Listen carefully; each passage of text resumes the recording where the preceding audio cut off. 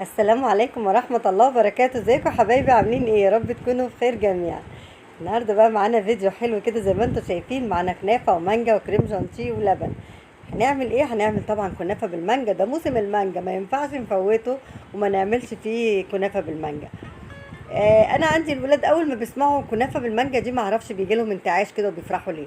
زي ما انتم شايفين كده حطينا كيسين من كريم جانتيه في قلب البولة، ونص كوباية لبن، بس هحطها تدريجي عشان انا عايزة القوام يبقى تقيل شوية، عشان لسه هحط لها عصير مانجا او هحط لها مانجا، فمش عايزاها تبقى خفيفة قوي.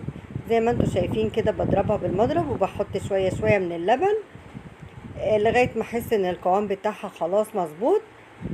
هركنها في التلاجة لغاية ما نكملها بقى بالعصير لما اقطع المانجا بقى ان شاء الله. بس كده حبايبي، احتاجت شوية كمان حطيتها. بسم الله ما شاء الله، يعني كانت جميلة جدا وكانت عايزة بقكم كلكم. هتشوفوا المنظر في النهاية، يعني حاجة كده فخر من الآخر. الحمد لله، ربنا يحسن ما بين ايدينا جميعا. دي بقى الكنافة بتاعتي، انا جايباها من بالليل، يعني جايباها قبلها بيوم وحطها في الفريزر. بس جيت اقطعها، يعني لقيتها انها مش هتبقى في اللي هي النعومية اللي انا عايزاها، فانا لا، قلت اضربها في الكبة احسن. انا جيت افككها كده، قلت هعملها بايدي بسرعة، لقيتها لا، هتبقى برضو كبيرة شوية، فانا عايزاها ناعمة. اديتها بقى ضربة في الكبة كده، بحط شوية شوية في الكبة وبديهم ضربة كده لغاية ما بتوصل للنعومية اللي انا عايزاها، عشان لما احمرها كده بقى تبقى شكلها حلو وطعمها حلو، والعين بتاكل قبل البق. لازم الحاجة كده تكون شكلها حلو كمان. بس هنا حبايبي بصوا المنظر بقى، خلاص هو ده القوام اللي احنا عايزينه. بصوا يعني حلوة قوي كده، ناعمة حلوة. هكمل بقى بقية الكمية كلها زي ما انتوا شايفين كده، بحط شوية شوية في الكبة لغاية ما اخلص الكمية كلها. بس هنا كنت خلصت الكمية كلها. هجيب بقى قطع حلوة من الزبدة كده، هسيحها على النار واروح مقلبة بقى بيها الكنافة بتاعتنا كلها. احط معلقتين معلقتين كده واقلب، عشان اتاكد يعني ان الكنافه فيها زبده كلها كده، او سمنه، اي حاجه انت عايزه تشتغلي بيها اشتغلي، ما بنعطلش على حاجه. الحمد لله، ربنا يديمها علينا نعمه ويحفظها من الزوال يا رب. اي حاجه المتاح عندك اعملي، المهم ما تحرميش ولادك. والله لو منجيه واحده هتعملي وهتجيبي ربع كيلو كنافه وهتعملي لهم في البيت احلى كنافه بالمانجا. الحمد لله، ربنا يسترها معانا جميعا يا رب، ويديمها علينا نعمة ويحفظها من الزوال. اللهم امين يا رب العالمين. بس هنا حبايبي قطعت المانجا بقى، ما حبيتش اطول عليكم، قطعت شوية مكعبات وشوية شرايح. هنا بقى انا ما برميش القشر، انا باخد القشر كده بروح حطاه في الخلاط بتاعي، وحاطه معاه شوية مية، كوباية من المية ونص كوباية صغيرة من السكر. هو السكر جه زيادة شوية، الولاد قالوا لي يا ماما الكنافة مسكرة شوية، بس انا استعبطت يعني. قلت لهم هي كده حلوه، المانجا اصلها مسكره، وفعلا والله المانجا كانت مسكره، والكريم جانتيه مسكر، وهطلع الكنافه احط لها شربات، فيعني كله مع بعضه كده بقى ادى طعم زياده شويه في السكر. بس هنا حبايبي بعد ما ضربت العصير، جبت بوله صغيره كده والمصفى، ورحت بالاسباتيولا كده منزله العصير اللي في القشر كله. بصوا بقى الكميه، ما بقاش فيه قشر خلاص. بس كده حبايبي زي ما انتم شايفين بقى معانا احلى عصير مانجا. هنجيب بقى الكريم جانتيه بتاعنا اللي احنا كنا مجهزينه وحاطينه في التلاجة، وهاخد بقى العصير كده احطه على الكريم جانتيه واضرب برضو بالمضرب تاني لغاية ما يوصل بقى للقوام اللي انا عايزاه. بفضل اقلب كده، هحس برضو ان هو محتاج شوية كمان، هحط شوية كمان لان انا كنت سايباه يعني تقيل، فانا عايزاه ولا تقيل ولا خفيف، عايزاه حاجة يعني حلوة كده، يبقى ناعمة مع الكنافة، طري الكنافة شوية. قلبته كله زي ما انتوا شايفين كده كده، خلاص الكريم جانتيه بتاعي جاهز، والمانجا مقطعينها زي ما انتوا شايفين كده، والكنافه خلاص اتحمرت في الفرن، هنطلعها رخرة. بس كده حبايبي زي ما انتوا شايفين كده الكنافه طلعت من الفرن جميله جدا.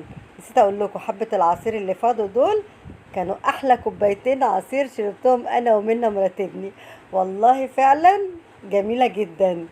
وقلت لمنى، قالت لي انا هتفرج يا طنط على الفيديو عشان اشوف انت عملتي ايه بالقشر، لانها كانت قاعده بره وانا بحكي لها. قالت لي مش انت صورتي؟ قلت لها ايوه انا صورته.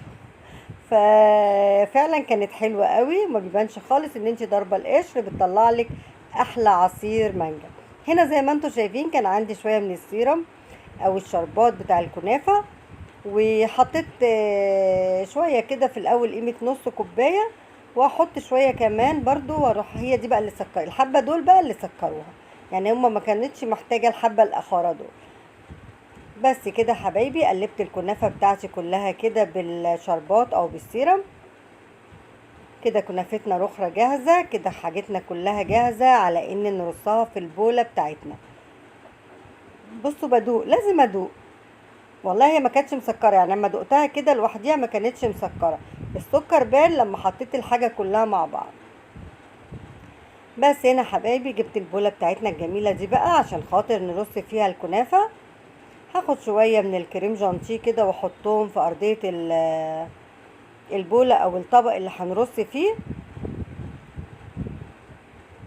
هما الولاد بصراحه قالوا لي ما حطيتيش ليه في يعني صينيه اللي هي البايركس الطويله. فانا قلت لهم انا حبيت اغير، انا عملتها كذا مره في البايركس، فانا حبيت اغير اعملها في البوله كده برضو. والله كانت شكلها حلو قوي وكان طعمها، المهم الطعم يعني. هو الولاد كانوا عايزينها رقيقه في الصينيه، فهي كده بقى حلو وطعمها حلو واتنسفت. هي قعدت، هما بيتكلموا بس بعد الحاجه ما بتخلص. بس هنا بحط شوية من الكنافة مع شوية من الكريم جانتيه وبفردهم كده بالراحة عشان الكنافة ما تتلمش معايا تاني. وبحط شوية من المانجا كده المكعبات، وبفضل اعمل بقى كده لغاية ما اخلص الكمية. مش هخلص الكمية لان الكنافة انا عاملة بزيادة عشان يعني اعملها مرتين، عشان ستي رونزة ما كانتش هنا، فانا هحجز شوية. الرونزة ما ينفعش، المانجا بتاعتها متشالة والكنافة متحمرة وجاهزة ساعة ما تيجي يتعمل لها احلى كنافة بالمانجا. عشان ما تقولش شفتي عملوا ايه من غيري، شفتي يا ماما. لا انا هعمل لها، حاجزالك يا اوزي عشان هي بتقعد تتابع فيديوهاتي. انا شايله لك الكنافه بتاعتك يا اوزي، تقعد تشوف الفيديوهات، والفيديو اللي هي مش موجوده فيه او ما شافتوش بتزعل قوي، تقول لها شفتي عملوا ايه من غيري. ربنا يخليكي ليا يا قلب تيتا، انا اقدر اعمل حاجه من غيرك يا امي.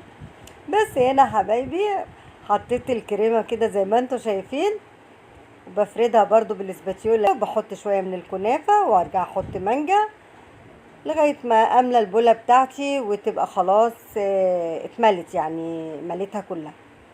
بس هنا كنت مليتها زي ما انتم شايفين. اخر حاجه بقى برص المانجا بتاعتنا بايدك يا ماما. لا ايوه بايدي، انا ايدي كده، ولادي بيحبوا اللغوصه بايدي كده، ما مش مشكله. احنا اللي هناكل، ما عندناش حد غريب، انا وولادي ومراتات ولادي، فالحمد لله ربنا يديمها نعمه. الحاجه بالايد كده بيبقى ليها طعم تاني. بصوا منظر البوله بتاعتنا حاجه كده يعني فاخر من الاخر. كان عندي شوكولاته بيضه كده اللي هي ويفر، اللي هي في قلبها البسكوت ده، ما عنديش كريز، رحت حاطه شوكولاته كده، قلت لهم اي حاجه تغير المنظر بس كده تكسر اللون الاورنج ده. بس يا حبايبي كده، وده كده كان نهايه الفيديو بتاعي. يا رب يكون عجبكم، يا رب ما كنتش طولت عليك. بقول لهم هاخدها وامشي، بصوا بقول لهم هاخدها وامشي، قالوا لي هنيجي، هتروحي فين؟ هنجري وراكي. ده كده كان نهايه الفيديو بتاعي. يا رب يكون عجبكم، يا رب ما كنتش طولت عليكم. لو عجبكم الفيديو ما تنسونيش اللايك الحلو والسبسكرايب والكومنت الحلو بتاعكم بيساعدني. هستنى رايكم في التعليقات، واشوفكم في فيديو جديد. باي باي.